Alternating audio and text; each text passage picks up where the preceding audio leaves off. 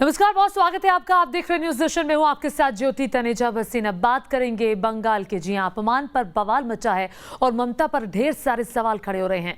बंगाल में चुनाव प्रचार के वक्त से शुरू हुआ सियासी घमासान अब भी जारी है। केंद्र सरकार के साथ ममता बनर्जी की तनातनी लगातार बनी हुई है। ममता के तेवर भी तल्ख नजर आए तो पीएम मोदी के अपमान के बहाने बीजेपी भी ममता बनर्जी पर हमलावर है। ऐसे में देखना है कि ये आने वाले वक्त में सियासी लड़ाई क्या करवट लेती है।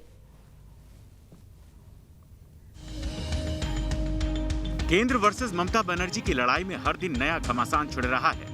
प्रधानमंत्री मोदी के अपमान पर केंद्र सरकार ने बंगाल के मुख्य सचिव अल्पन बंदोपाध्याय को वापस बुलाया तो ममता बनर्जी का केंद्र के साथ टकराव और बढ़ गया। ऐसी जानकारी मिली है कि बंगाल सरकार मुख्य सचिव को रिलीव करने को तैयार नहीं है। बताया जा रहा है कि वो सोमवार को नब्बान में मुख्यमंत्री ममता बनर्जी के नेतृत्व में होने वाली बैठक में हिस्सा लेंगे। मेरा ख्याल है कि जितनी गंभीरता से और जितनी शालीनता से और जितने कॉन्फिडेंस से वो झूठ बोलती हैं, देश में ऐसा झूठ बोलने वाला व्यक्ति मैंने आज तक नहीं देखा। दरअसल शुक्रवार को प्रधानमंत्री मोदी ने तूफान पर रिव्यू मीटिंग बुलाई थी ताकि बंगाल की जनता को हुए नुकसान का सही आकलन लगाया जा सके, लेकिन ममता बनर्जी ने आधे घंटे तक प्रधानमंत्री को इंतजार करवाया और बैठक में शामिल होने के बजाय कागजात थमाकर चली गयी। इसको लेकर ममता सवालों के घेरे में आई तो उल्टे केंद्र सरकार पर ही उन्होंने आरोप मढ़ दिया। When we reached there, then they said us, you sit in a room. We are sitting there. After 10-15 minutes, we asked that, please allow us to meet Prime Minister 1 minute. Vivek Shohay, our Chief of Security Director, he asked SPG that please tell Prime Minister, convey this that CM wants to meet him only 1 minute to hand over the report of the cyclone. She will not disturb. Then they said SPG 1 hour का बाद बोलिए, अभी कुछ नहीं होगा। तूफान या फिर कोरोना से बिगड़ते हालात, ममता बनर्जी को जब जब भी प्रधानमंत्री मोदी के साथ मीटिंग के लिए बुलाया गया उनके यही तेवर नजर आए, जिससे समझ आता है कि केंद्र के साथ ममता बनर्जी की सियासी तनातनी लगातार बढ़ रही है। T news nation. तो ममता के रवैये पर सवाल उठे तो ममता बनर्जी ने भी केंद्र पर कई सारे सवाल दागे जब कल प्रेस कॉन्फ्रेंस की थी। इसी पर बातचीत करने के लिए वरिष्ठ पत्रकार राहुल देव हमारे साथ जुड़ रहे हैं, राजीव जेटली प्रवक्ता बीजेपी हमारे साथ जुड़ रहे हैं और साथ ही टीएमसी से हमारे साथ बादल देवनाथ जुड़ रहे हैं। इसके अलावा हमारे दो सहयोगी दिल्ली से हमारे साथ हमारे सहयोगी धीरेन्द्र पुंडीर जुड़ रहे हैं और तापस हमारे साथ जुड़ रहे हैं कोलकाता से। सीधे तापस, मैं आपके पास आऊंगी। पहले ये बताइए कि अभी क्या हलचल है? क्या ममता बनर्जी अल्पन बंदोपाध्याय को रिलीज करने वाली हैं? क्या वो कल आएंगे 10 बजे, वो दस्तक देंगे दिल्ली में?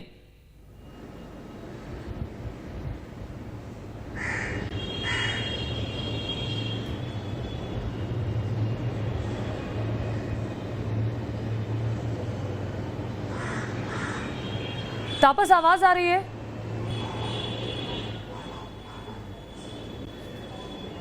लगता है तापस को आवाज नहीं जा रही। तापस के पास मैं जाऊंगी, लेकिन मैं अपने सहयोगी धीरेन्द्र पुंडीर करूंगी। धीरेन्द्र, सियासत इस वक्त जोरों पर चल रही है। अब कल क्या होगा ना जाने, कोई नहीं जानता, लेकिन अभी जो सियासी घमासान चल रहा है उसमें क्या लगता है कल क्या होने वाला है?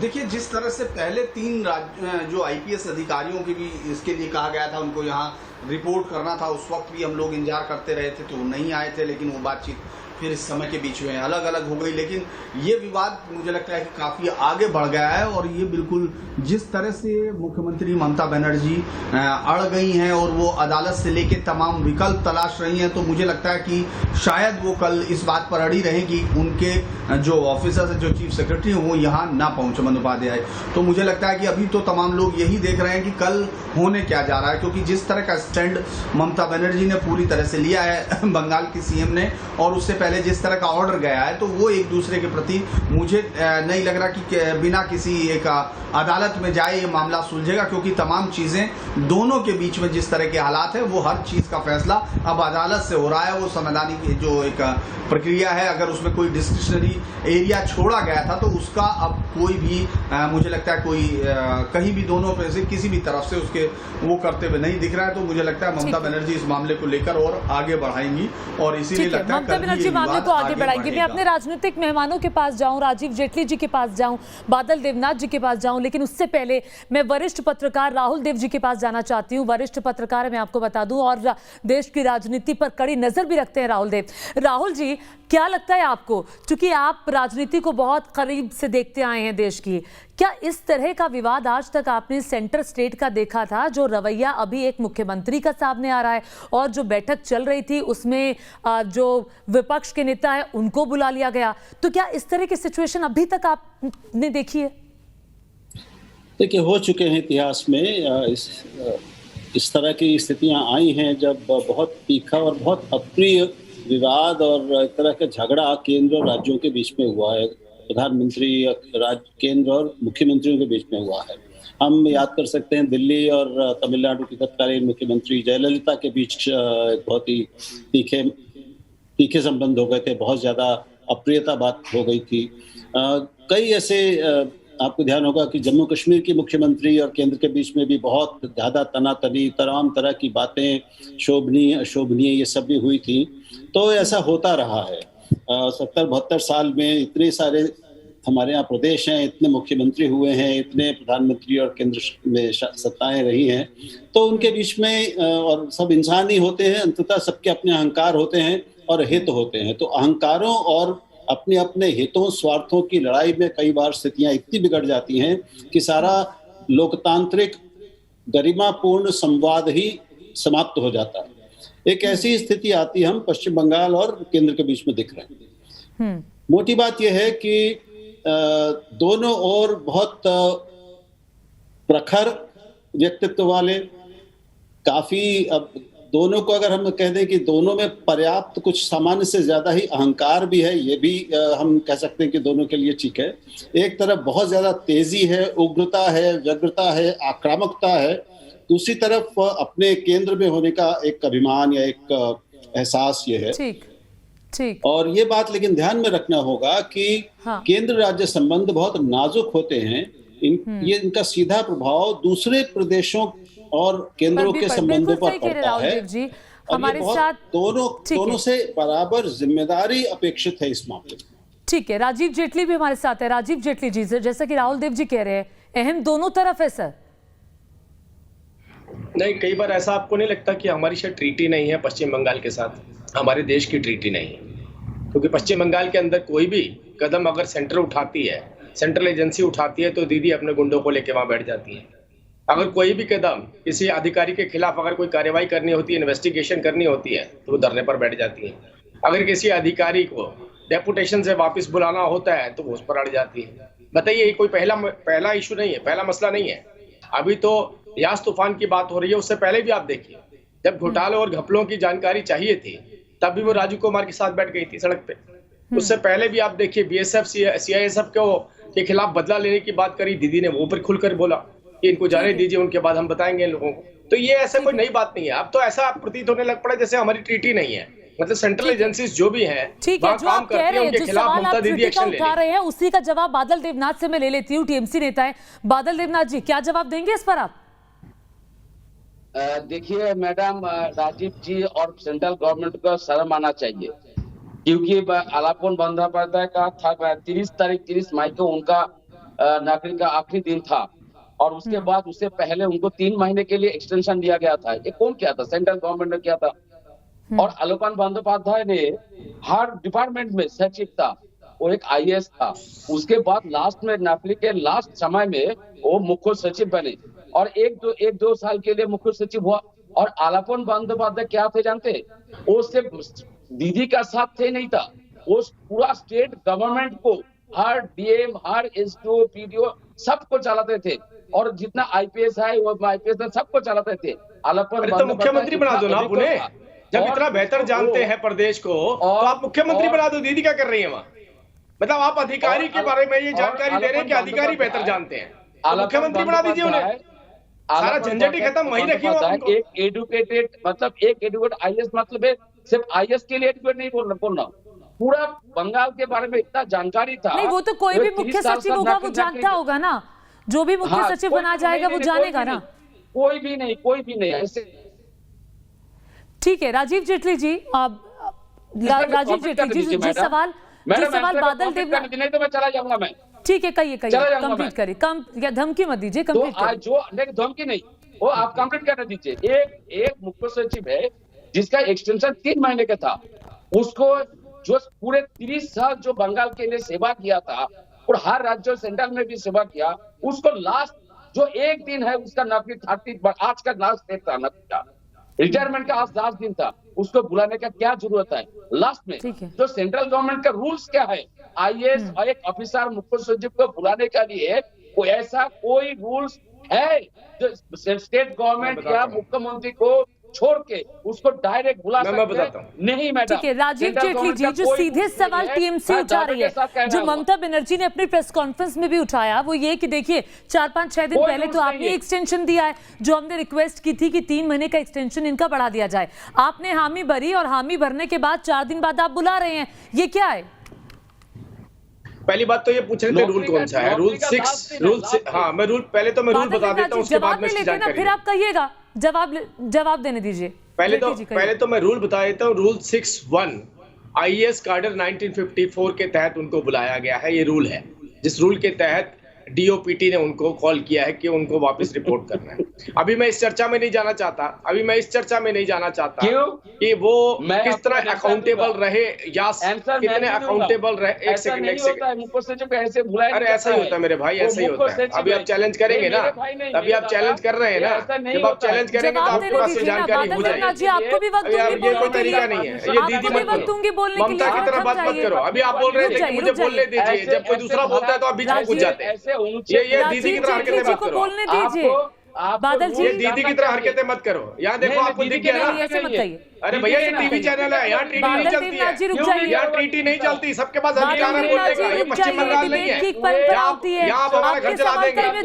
पश्चिम बंगाल नहीं, जब हमारा घर चला देंगे बोलने के। आपके सवाल का जवाब ले रही हूँ, से पूछकर मिला, आपको मैं पूरा भरपूर टाइम दूंगी ना बोलने के लिए, मिला, इसलिए दीदी की बात रखता हूँ मैं। अरे भाई ये पश्चिम बंगाल नहीं है, मैं दिल्ली में बैठा हूँ, मेरा घर नहीं चला सकते तुम आके, समझे? हाँ तो बोल सकते हो आप मुझे पश्चिम बंगाल में कि मैं बोलूंगा तुम्हारे बीच में तो मेरी हत्या करवा दोगे, मेरा घर जलवा दोगे। यहाँ तो बोलने दो मुझे कम से कम, पश्चिम बंगाल में तो अधिकार है नहीं किसी के पास। नहीं ऐसे नहीं, आप सवाल का जवाब दीजिए। देवनाथ जी थम जाइए, थोड़ा सा रुक जाइए, हाँ कहिए। मैं आपसे यही बात कह रहा था कि जो डीओपीटी का रूल है उसके हिसाब से उनको कॉल किया गया है, और उनकी अकाउंटेबिलिटी यास तूफान को लेकर जो देश के प्रधानमंत्री मीटिंग ले रहे थे उसमें उनकी अकाउंटेबिलिटी बनती थी कि उनको अटेंड करनी चाहिए थी मीटिंग।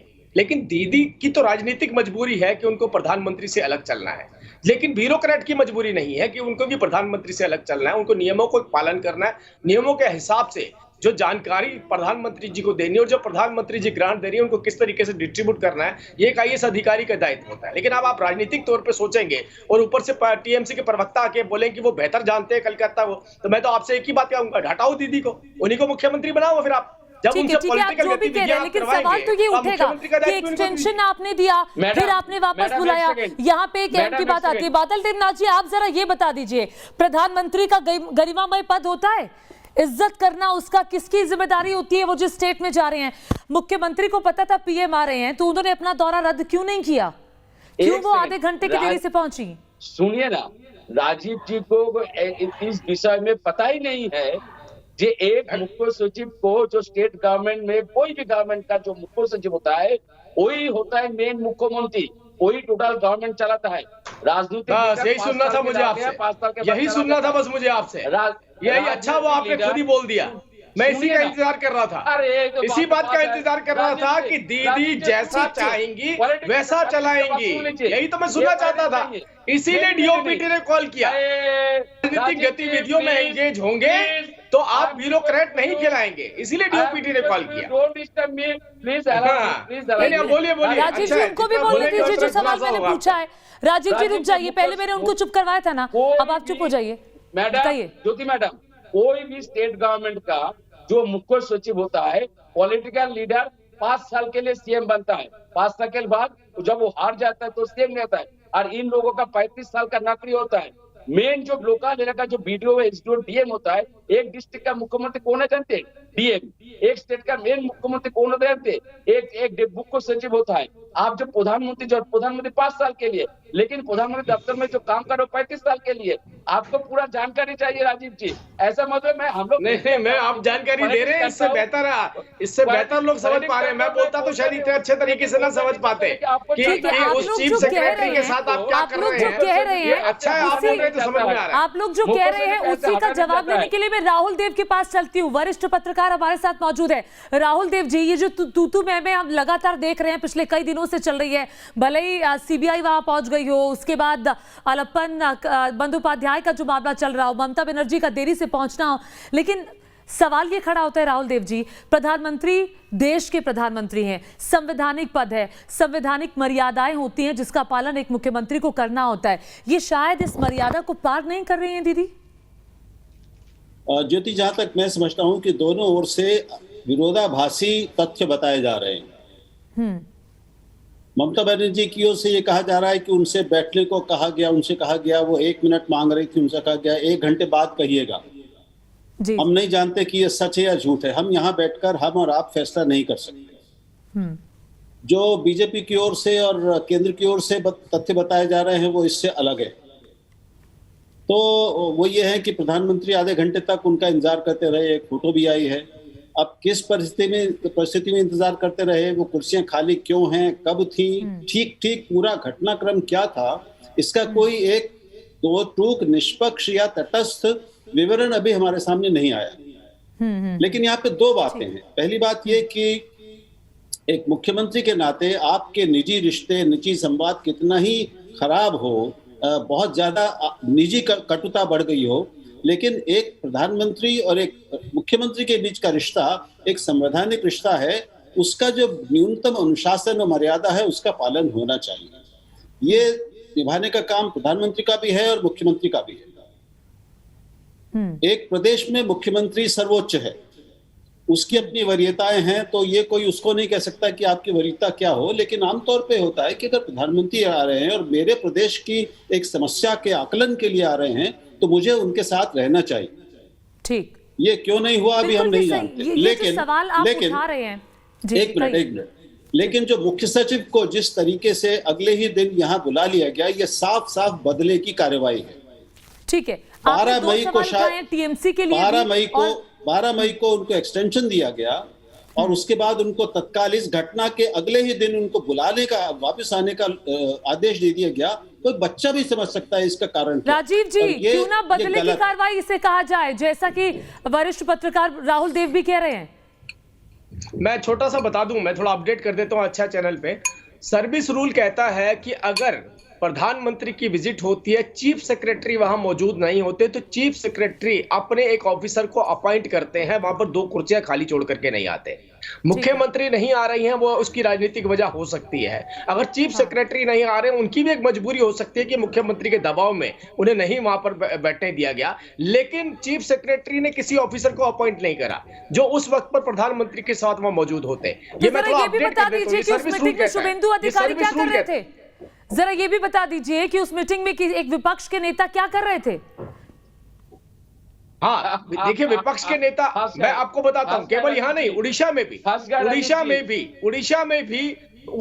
भी भारतीय जनता पार्टी के नेता बैठे थे।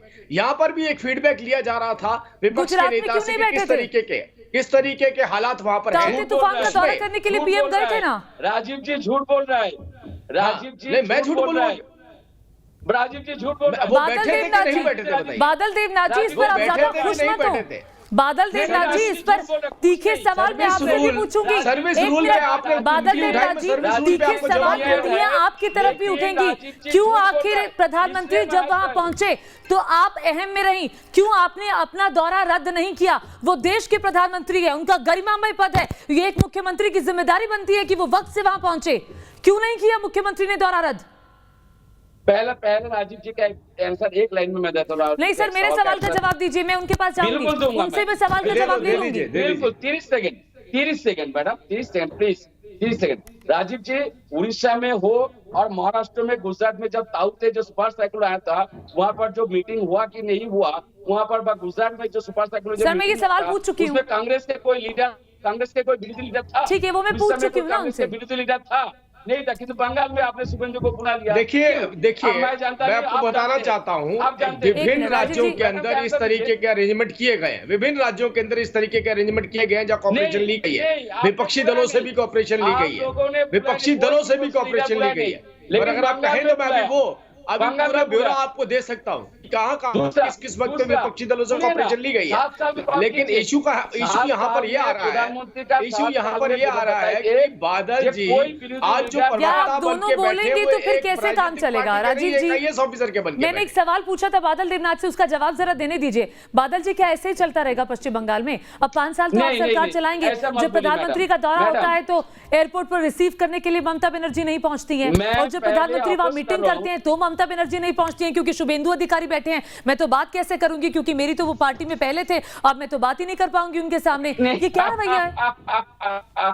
मैडम, मैं आपका सवाल का पहले वापस करता हूँ और मैं उसका आंसर भी मैं देना चाहता हूँ। शुभेंदु का बात नहीं है, ममता बनर्जी को पहले पता नहीं था उसका शुभेंदु वहां पर है कि नहीं, लेकिन एक प्रधानमंत्री का जब मीटिंग होता है, उसके एक दिन पहले जो लेटर आया था, मुझको सच्ची से बात हुआ कि नहीं पहले पता नहीं था किसको। लास्ट में जब एक लेटर आया, प्रधानमंत्री वहां पर जा रहे, को देखने जाएंगे, तो मीटिंग में बातचीत मुख्य सचिव हुआ। लेकिन उससे पहले सागर में एक तापस यहाँ पर है रिपोर्टर, सागर में ममता बनर्जी का मीटिंग था, रिव्यू मीटिंग था। मीटिंग करके वहां पर ममता बनर्जी प्रेस को बताया 45 मिनट लगेगा कलाईकुंड जाने में, और 45 में कलाईकुंड जाने से पहले 15 मिनट लगा होगा हेलीकॉप्टर का चक्कर लगाने में, हेलीकॉप्टर लैंड करने में दिक्कत हो रहा था। उसके बाद 20 मिनट टाइम लगा, लेकिन वहां पर ममता बनर्जी का बैठने नहीं आया। उसका जो सचिव था, बादल देवनाथ जी, एक बात कहूं कि जब पता था कि वहां पे पीएम का चॉपर भी लैंड करेगा, पीएम का प्लेन वहां लैंड करेगा, एटीसी से परमिशन नहीं मिलेगी, तो ये तो पहले से दिमाग में होता है ना। 20 मिनट लेट, ठीक है, कंप्लीट कर 20 मिनट लेट हुआ, और उसके बाद ममता बनर्जी को उनका सचिव ने बैठक दिया, 1 घंटा अपना बैठक करना पड़ेगा क्योंकि अंदर मीटिंग चल रहा है। ममता बनर्जी क्या किया, मुख्य सचिव को लेके हाथ फूंक लेके अंदर घुस गया और प्रधानमंत्री को बताया आपने बुलाया था मीट करने के लिए, मैं आपसे मीट किया और आपको मेरा जो प्रोजेक्ट 20,000 करोड़ का जो प्रोजेक्ट है स्टेट गवर्नमेंट का, वो फाइल आपको दे रहा हूँ। 10 मिनट उनके साथ बात किया, वहां पर मुख्य सचिव को लेके वो बाहर निकल गया। अगर वो ज्यादा देर बैठती तो वो बेहतर तरीके से नहीं बता सकती थी। सोचिए ना जरा, अगर वो ज्यादा देर बैठती, अगर वो टाइम से पहुंचती तो प्रदेश की स्थिति के बारे में ज्यादा बेहतर तरीके से बता सकती थी। तो हो सकता है जो 500 करोड़ का पैकेज मिला है वो ज्यादा मिल सकता था अगर स्थिति को और बेहतर तरीके से वो बताती। मैं आपके पास आऊंगी, तापस सेन गुप्ता भी हमारे साथ बने हुए हैं, मैं आऊंगी। बादल देवनाथ जी आपके पास में आऊंगी। तापस कोलकाता से मौजूद है। तापस जरा बताइए अब कल क्या होगा? कल क्या अल्पन बंदोपाध्याय आएंगे दिल्ली? क्या स्ट्रैटेजी है?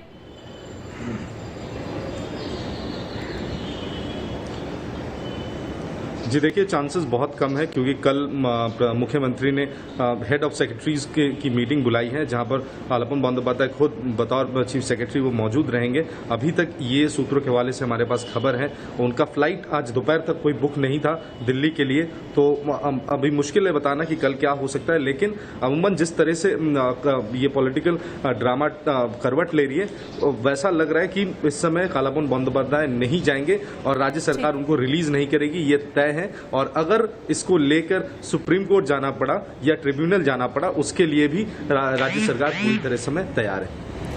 ठीक है, मेरे साथ मेरे सहयोगी धीरेन्द्र पुंडीर भी लगातार बने हुए। धीरेन्द्र, अब जो फैसला है, जैसा कि आप पहले आपने शुरुआत में टिप्पणी की थी, अब कोर्ट में ही फैसला होगा, यानी कि अब 5 साल तक हम यही देखेंगे, सेंटर वर्सेस स्टेट यहां पर होता रहेगा, क्योंकि पहले भी पिछले 5 साल हमने लगातार यही देखा था। देखिए बिल्कुल इसको अगर हम लोग ये कहते हैं, मैं बार बार ये कह रहा हूं कि ये सिर्फ यही नहीं, हर तरफ दिखेगा जहां भी जरा सा डिस्क्रिशनरी की पावर या कुछ इस तरह की गुंजाइश होगी, जहां ग्राउंड मोरलिटी के आधार पर या उस पर छोड़ा जाएगा, वहां बार बार ये अदालत में जाएंगे। और बंगाल का ये 5 साल तक तो कहा जा सकता है, लेकिन 2024 तक आप ये मान के चलिए कि ममता बनर्जी इस तरह के हर किसी मौके को इसी तरह करने की कोशिश करेंगी, क्योंकि ये रूल्स तो साफ कहता है कि जो रूल्स है, where is doubt arise as to interpretation of any of provision of these rules, the matter shall be referred to the central government for its decision। तो ये सब चीजें तो अगर रूल्स का जो 1954 है या 69 जो रूल्स बुक है उनके आधार पर अगर हम जाएंगे तो उसमें केंद्र के निर्णय को मानना होगा। लेकिन ममता बनर्जी इसी चीज को लेकर इस वक्त वो जाकर ये बताने की जरूर कोशिश करेंगे कोर्ट में कि इस समय कितनी जरूरत है उनकी, या किस तरह बादल देवनाथ जी, वक्त की बेहद कमी है, बिल्कुल आखिरी कमेंट। कोई भी स्टेट के मुख्य सचिव को एक बार पूछ लीजिए, मैडम आप तो पत्रकार है, पूछ लीजिए ये रूल्स है कि नहीं। 5 हाई कोर्ट जाए, 1 सुप्रीम कोर्ट तक जाए, जो मुख्य सचिव है उनका फेवर में आ जाएगा, क्योंकि मैं सेंट्रल गवर्नमेंट जो जिस तरीके से बुलाया गया, नहीं तो आप धरना दे देंगे। आप क्या कह रहे हैं? हम सुप्रीम कोर्ट के बारे में आखिरी कमेंट में आपसे चाहूंगी। बिल्कुल राहुल देव जी, आखिरी कमेंट में आपसे चाहूंगी। नहीं तो सुप्रीम कोर्ट के बारे में बैठ जाएंगे, सुप्रीम कोर्ट के जज की गाड़ी रोक लेंगे, कोई बड़ी बात थोड़ी है। अगर आपके पक्ष में नहीं जाएगा। वक्त नहीं है मेरे पास। राहुल जी कहिए, आखिरी कमेंट आपसे। हमारे ये साथी चुप हों, किसी को मौका दें तब कोई दूसरा बोले। देखिए ये बहुत अपनी स्थिति में दोनों ने पक्षों ने मिलकर स्थिति को पहुंचा दिया है। पूरा देश इसको देख रहा है और किसी की छवि बेहतर नहीं हो रही है। अगर ममता बनर्जी को ये लग रहा है कि वो अपने वोटरों में और अपने प्रदेश में जनता के सामने वो बहुत वीरांगना के रूप में आ रही हैं, तो ये उनकी अपना मुगालता हो सकता है इससे। लेकिन केंद्र राज्य संबंधों में एक बहुत बड़ी समस्या पैदा हो सकती है। बिल्कुल बड़ी समस्या पैदा हो सकती है और हो भी रही है, और ये देखने में अच्छा भी नहीं लगता। प्रधानमंत्री का गरिमा पद है, उसकी मुख्यमंत्री की जिम्मेदारी होती है कि वो गरिमा बनी रहे। और इसी के साथ मेरे साथ जो खास मेहमान बने हुए थे, आप सभी का बहुत बहुत शुक्रिया। मेरे सहयोगी तापस सेन गुप्ता, आपका भी बहुत शुक्रिया। धीरेन्द्र पुंडीर, आपका भी शुक्रिया। राहुल देव जी, आपका भी बहुत बहुत शुक्रिया। वक्त एक छोटे से ब्रेक का।